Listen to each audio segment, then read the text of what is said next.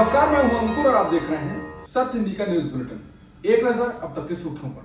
पाकिस्तान के साथ तनाव के बीच भारत ने पाकिस्तानी पीएम शहबाज शरीफ का ऑफिशियल यूट्यूब चैनल और इंस्टाग्राम अकाउंट ब्लॉक कर दिया। इसके अलावा क्रिकेटर बाबर आजम, हारिस रऊफ, मोहम्मद रिजवान और शाहीन अफरीदी के इंस्टाग्राम अकाउंट भी बंद कर दिए गए हैं। वहीं कांग्रेस अध्यक्ष मल्लिकार्जुन खड़गे ने सीडब्ल्यूसी की मीटिंग में कहा कि हमले पर सरकार की रणनीति साफ नहीं है, जबकि पूरा विपक्ष सरकार के साथ है। बता दें, इससे पहले भारत ने कई हस्तियों के इंस्टाग्राम अकाउंट को भी बंद किया है और यूट्यूब चैनल्स को भी बंद किया है। इसके बाद कुछ लोगों ने तंज भी कसा कि यह भारत सरकार का पाकिस्तान पर बड़ा हमला है। तंज इसलिए क्योंकि भारतीय चाहते हैं कि सरकार पाकिस्तान पर बड़ा हमला करे या बड़ा कदम उठाए, लेकिन भारत सरकार यूट्यूब चैनल्स को बंद करने में लगी हुई है।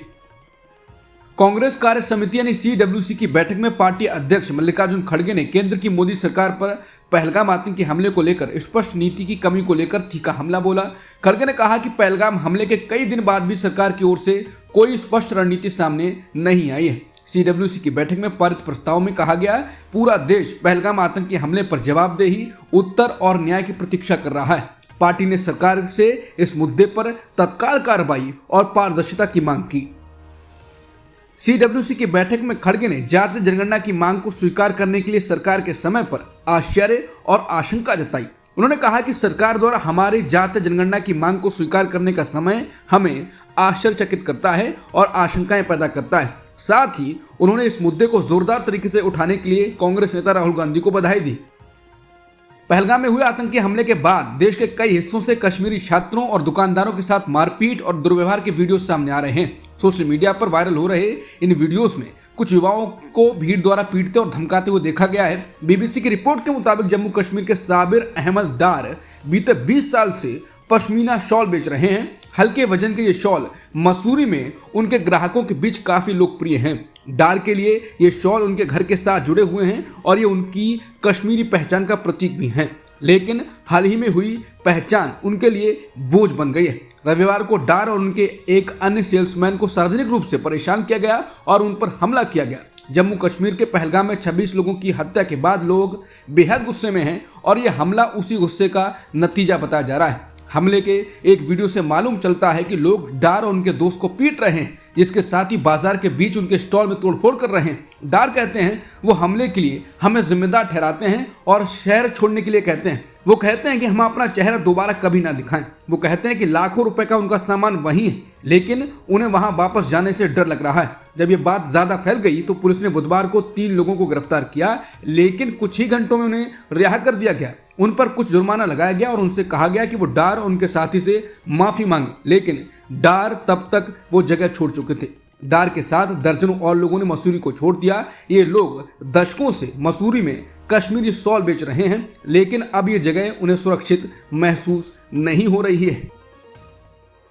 बीबीसी की रिपोर्ट के मुताबिक उम्मत साबिर पंजाब की एक यूनिवर्सिटी में नर्सिंग स्टूडेंट हैं। उन्होंने कहा कि पड़ोस की कई महिलाओं ने पिछले हफ्ते उन पर आतंकवादी होने का आरोप लगाया और शहर से बाहर जाने के लिए कहा। उन्होंने कहा कि उसी दिन मेरी एक क्लासमेट को टैक्सी ड्राइवर ने इसलिए बाहर कर दिया क्योंकि वो कश्मीरी है। हमें कश्मीर वापस जाने में 3 दिन लग गए, लेकिन हमारे पास कोई और विकल्प नहीं था, हमें वापस जाना पड़ा। साबिर वापस कश्मीर में अपने घर लौट चुके हैं, लेकिन कई लोगों को अपना घर भी सुरक्षित नहीं लग रहा है। वहीं जम्मू कश्मीर के मुख्यमंत्री उमर अब्दुल्ला कह चुके हैं कि दोषियों को सजा मिलनी चाहिए, लेकिन मासूम लोगों को निशाना नहीं बनाया जाना चाहिए। भारत पाकिस्तान के बीच तनाव बढ़ रहा है, युद्ध की चर्चाएं चल रही हैं। इस बीच अब चीन के बाद बांग्लादेश की भी एंट्री हो गई है। बांग्लादेश के retired major general ANM Fazlur Rahman ने सुझाव दिया है कि अगर भारत पाकिस्तान पर हमला करता है तो उनके देश को भारत के सभी पूर्वोत्तर 7 राज्यों पर आक्रमण कर उन पर कब्जा कर लेना चाहिए। रहमान को बांग्लादेश के मुख्य सलाहकार मोहम्मद यूनुस का करीबी माना जाता है। उन्होंने इस वाहियात विचार को साकार करने के लिए चीन के साथ सहयोग का भी आह्वान किया है। उन्होंने कहा कि इस संबंध में मुझे लगता है कि चीन के साथ ज्वाइंट मिलिट्री अरेंजमेंट पर चर्चा शुरू करना जरूरी है। पहलगाम हमले पर पूरे देश में आक्रोश है। आम जन भी इसी की चर्चा कर रहे हैं और मोदी सरकार से काफी उम्मीदें लगाए बैठे हैं। राहुल गांधी और विपक्षी नेता भी सरकार का साथ देने और पाकिस्तान पर एक्शन की मांग कर रहे हैं। इस बीच दिल्ली की राउज एवेन्यू कोर्ट ने नेशनल हेराल्ड मामले में राहुल गांधी और सोनिया गांधी पर एक्शन ले लिया है। शुक्रवार को कोर्ट की ओर से सोनिया गांधी, राहुल गांधी और कांग्रेस प्रवासी इकाई प्रमुख सैम पित्रोदा समेत 5 लोगों को नोटिस जारी किया गया है। ईडी ने मनी लॉन्ड्रिंग से जुड़े मामले में चार्जशीट दाखिल किया था। ये नोटिस इसलिए जारी किया गया है ताकि ये तय किया जा सके कि कोर्ट को चार्जशीट स्वीकार करनी चाहिए या नहीं। अब नोटिस के जवाब के साथ ही राहुल, सोनिया समेत अन्य लोगों के वकीलों की दलीलें सुनने के बाद राउस एवेन्यू कोर्ट समन जारी करने पर फैसला लेगा।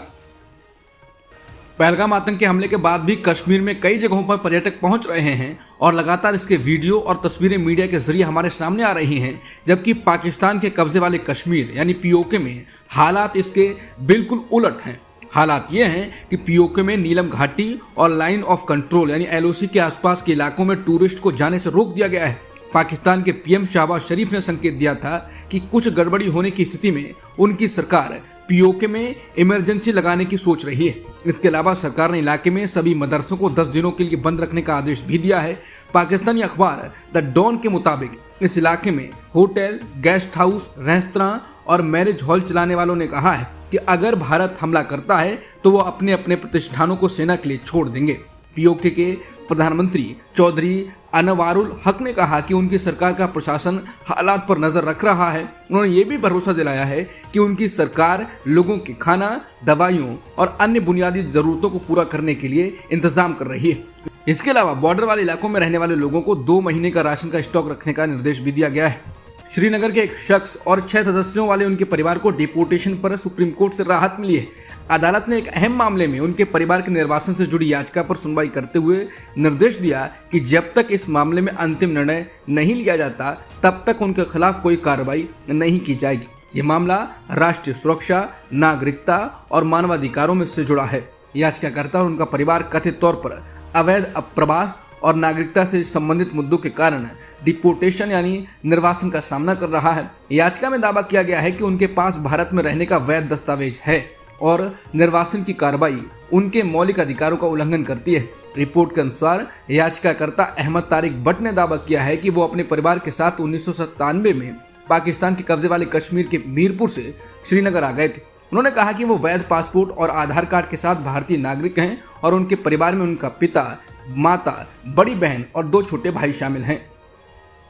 पीएम मोदी ने केरल में विपक्ष पर निशाना साधा और कहा कि आज का इवेंट कई की नींद हराम कर देगा। इसके बाद कांग्रेस हमलावर हो गई है और इशारों में कहा है कि मोदी ने पाकिस्तान को खुश कर दिया है। कांग्रेस नेता पवन खेड़ा ने कहा है कि देश का दुर्भाग्य है कि ऐसे नाजुक समय में जब देश का समूचा विपक्ष सरकार के साथ खड़ा है, देश के प्रधानमंत्री ऐसी फूहड़ राजनीति कर रहे हैं। देश के दुश्मन मुस्कुरा रहे होंगे।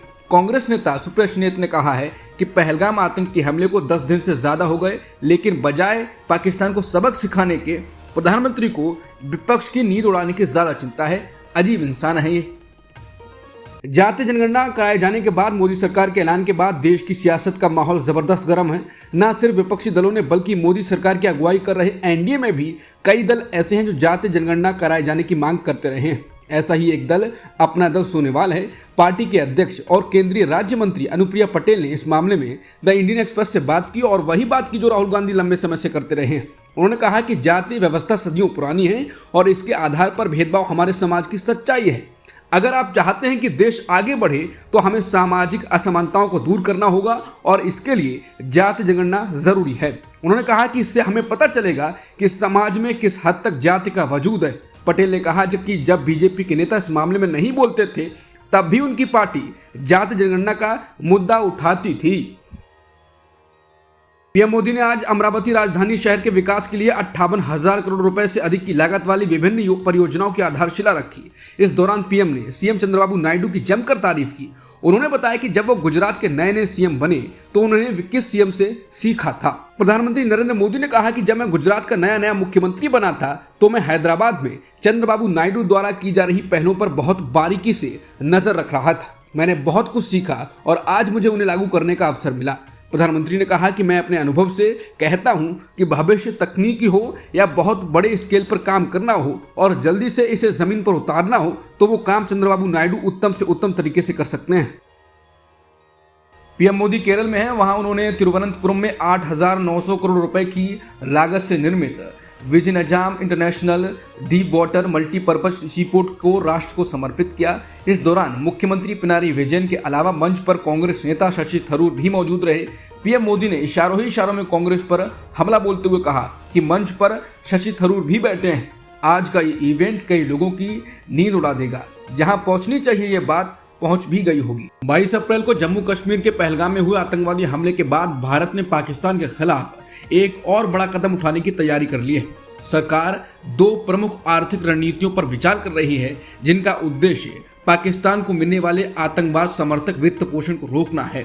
सरकारी सूत्रों के अनुसार Bharat financial action task force यानी FATF की ग्रे लिस्ट में पाकिस्तान को दोबारा शामिल कराने के लिए अंतर्राष्ट्रीय समर्थन जुटाने की योजना बना रहा है। पाकिस्तान जून 2018 से अक्टूबर 2022 तक ग्रे लिस्ट में था। इस सूची में होने से पाकिस्तान को विदेशी निवेश और वित्तीय सहायता में काफी नुकसान हुआ था। FATF की ग्रे लिस्ट में शामिल होने का मतलब होता है कि उस देश की वित्तीय गतिविधियों पर कड़ी निगरानी रखी जाती है और विदेशी निवेशक अतिरिक्त सतर्कता बरतते हैं। दूसरी रणनीति के तहत भारत अंतर्राष्ट्रीय मुद्रा कोष यानी IMF की ओर से पाकिस्तान को जुलाई 2024 में दी गई $7 अरब की सहायता राशि के खिलाफ आपत्ति दर्ज कराने की योजना बना रहा है। भारत का आरोप है कि पाकिस्तान इस धन का उपयोग आतंकवादी गतिविधियों के लिए कर रहा है। इससे साफ है कि भारत पाकिस्तान पर आर्थिक एयर स्ट्राइक कर रहा है। इस हथियार से हमला करना और अंतर्राष्ट्रीय स्तर पर यह करना पाकिस्तान को तोड़ने जैसा हो सकता है। बीजेपी नेता निशिकांत दुबे ने एक हानिया नाम के ट्विटर यूजर के ट्वीट पर लिखा है कि पाकिस्तान की फिल्म अभिनेत्री हानिया भी ये मानती हैं कि कश्मीर के पहलगाम में निहत्थे हिंदुओं का निर्मम हत्या पाकिस्तान के सेना प्रमुख असीम मुनीर ने करवाया। इसके समर्थन में शरीफ परिवार, भुट्टो परिवार, इमरान खान सभी एक हैं। लेकिन हमारे यहाँ कांग्रेस पार्टी के कुछ नेता, समाजवादी पार्टी के अखिलेश यादव जी के साथ विपक्ष अभी भी प्रधानमंत्री जी से हिस्सा मांग रहा है। लानत है, ये अकाउंट भी हानिया के ही आईडी से चलता है। बेसब्र नहीं हुई है। हालांकि निशिकांत दुबे के इस दावे को फैक्ट चेकर मोहम्मद जुबैर ने एक्सपोज कर दिया। उन्होंने दिखा दिया कि ये अकाउंट पाकिस्तानी एक्ट्रेस हानिया नहीं बल्कि हानिया आमिर के नाम से अकाउंट शिवम यादव द्वारा चलाया जा रहा है, जिसके बाद लोग निशिकांत दुबे की चुटकी भी ले रहे हैं। पश्चिम बंगाल में फिर से सांप्रदायिक तनाव फैलाने की कोशिश की गई है। वहां उत्तर 24 परगना जिले में रेलवे स्टेशन के पास शौचालय की दीवार पर पाकिस्तान के झंडे का फोटो चिपकाने के साथ हिंदुस्तान मुर्दाबाद लिखकर सांप्रदायिक तनाव पैदा करने की साजिश रची गई। हालांकि मामले में दोनों आरोपियों को गिरफ्तार कर मामला बढ़ने नहीं दिया गया। पश्चिम बंगाल पुलिस ने इस मामले में 2 आरोपियों चंदन मालाकार और प्रोगिजीत मंडल को गिरफ्तार किया है। पुलिस के मुताबिक आरोपी राजनीतिक पार्टी के सक्रिय मेंबर हैं और सनातनी एकता मंच नाम के संगठन से जुड़े बताए गए हैं। इन्हें बुधवार रात बोनगांव इलाके से गिरफ्तार किया गया। पहलगाम में हुए आतंकी हमले में भारतीय नौसेना के लेफ्टिनेंट विनय नरवाल की भी मौत हो गई थी।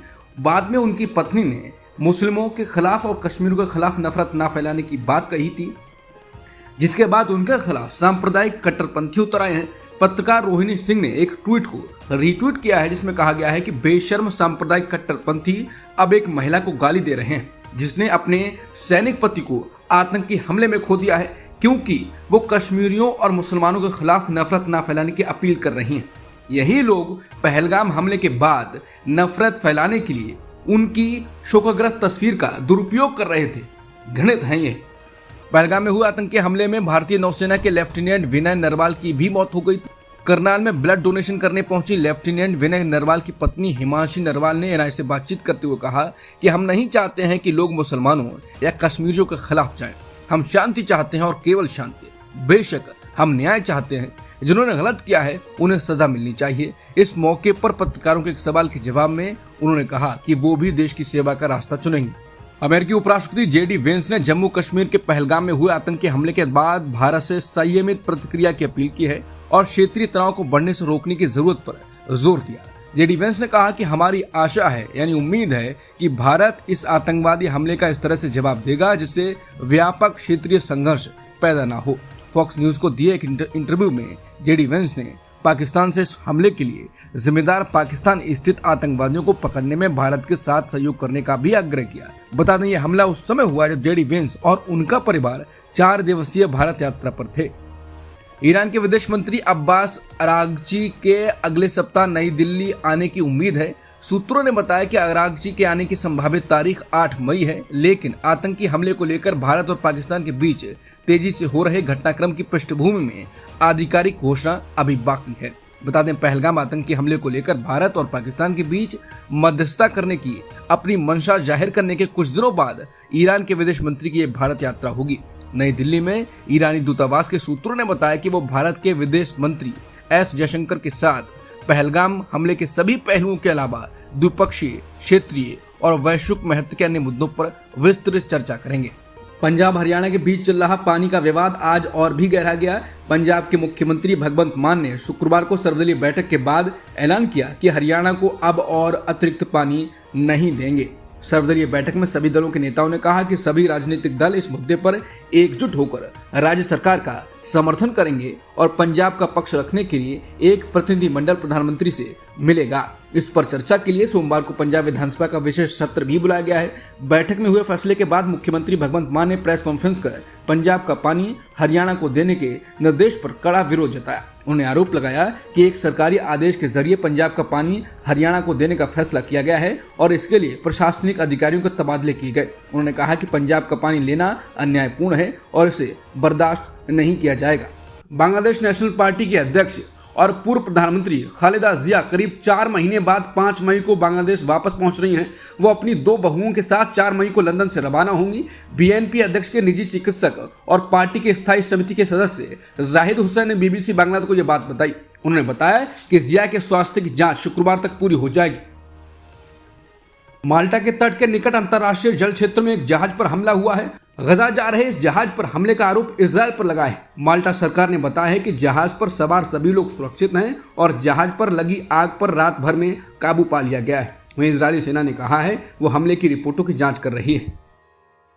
अमेरिका ईरान के बीच परमाणु समझौते को लेकर शनिवार को होने वाली चौथे दौर की वार्ता को फिलहाल टाल दिया गया। दोनों देशों के बीच वार्ता की मध्यस्थता कर रहे ओमानी विदेश मंत्री बद्र अल बुसैदी ने इसकी जानकारी दी। उन्होंने लिखा कि बैठक की अगली तारीख की घोषणा दोनों देशों की आपसी सहमति से की जाएगी। वहीं ओमानी विदेश मंत्री के बयान पर अमेरिकी विदेश विभाग की प्रवक्ता टैमी ब्रूस ने कहा कि चौथे दौर की वार्ता में अमेरिका की भागीदारी का समय और स्थान कभी निर्धारित नहीं किया गया था।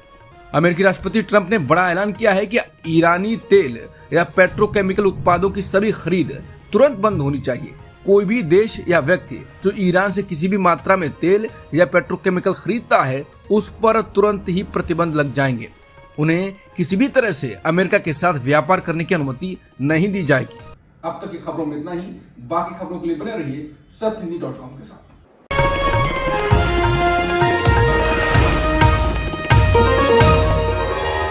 Copyright disclaimer under Section 107 of the Copyright Act 1976. Allowance is made for fair use for purposes such as criticism, comment, news reporting, scholarship, and research. Fair use is a use permitted by copyright statute that might otherwise be infringing.